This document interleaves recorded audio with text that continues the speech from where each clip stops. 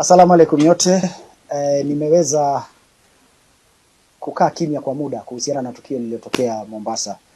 Tukio la ulawiti, mahala ambapo yule kijana mwanablogu Bruce aliweza lawitiwa na baadhi ya vijana ambao wengine wanadaiwa kufanya katika kaunti na wengine waliohusika na kisa hicho.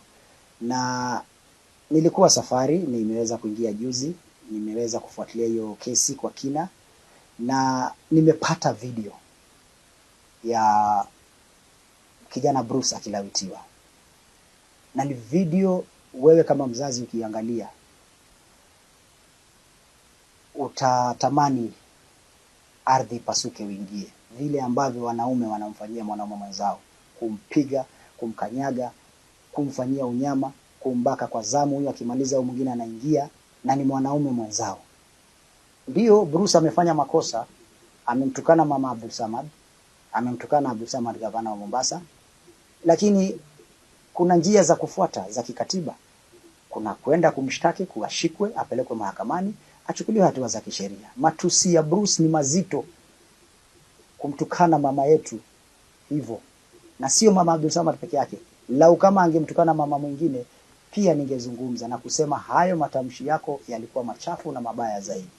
Lakini kijana amefanya makosa. Akifanya makosa ni kumchukulia hatua za kisheria, lakini sio kumshika kama mwizi, kumpeleka kwenye misitu, kumbaka kwa zamu. Nimeona hiyo video, vile ambavyo mnamlawiti. Na hiyo haifai katika taifa hili letu. Mimi niko bunge leo, kesho kutwa inshallah. Lakini nitakuja kujibu haya maneno Mombasa, kwa sababu huu mji hauwezi endeshwa na demokrasia ya kijambazi. Huwezi endesha hii mji eti mtu akikutukana ama akukosoe unamchukulia hatua, hata ambaye dini haikubali, hata shetani yakubali vitu kama hizo. Mnashika mtoto wa watu, mnamkanyagia chini, mnampiga, mnamlawiti, mtoto analia mpaka ana tabia gani hii kutoka kwa viongozi? Kama ni kweli gavana amehusika, kwa sababu mimi si DCI, wapelelezi watafanya hiyo kazi. Lakini kama ni kweli, na kwa sababu pia ametajwa katika mahakama, nimesikiza, ni lazima pia yeye achukuliwe na maafisa wa DCI, aandikishe statement, atuambie kama hayo madai ni ya kweli ama ni ya uongo. DCI waunganishe, connecting the dots of intelligence to tell us who are the people behind all these things. Of course vijana hawezi amka wakalawiti mtu bila sababu. Lazima kuna pesa imetembea, lazima kuna mtu ametoa hiyo amri. Kwa hivyo ni lazima DCI Mohamed Amin, ili jicho langu pevu linawaangalia kama mtampatia mtoto haki yake.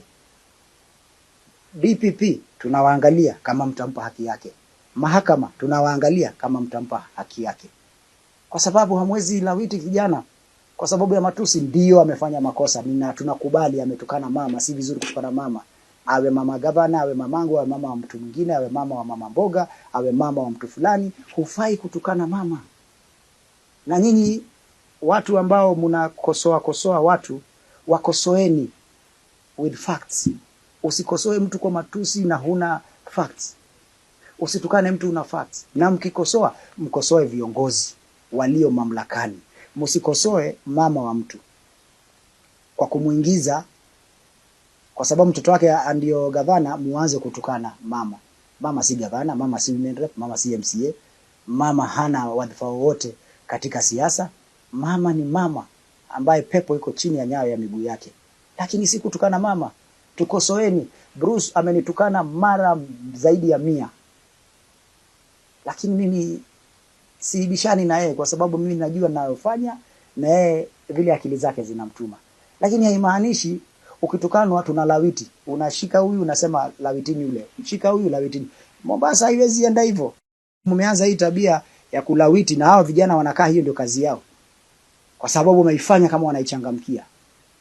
Kwa hivyo inakaa hii si mara moja. Kuna wengi wamelawitiwa, wakarekodiwa video na wakaambiwa wakiongea zitaonyeshwa, na wakaamua kunyamaza na kufa nayo.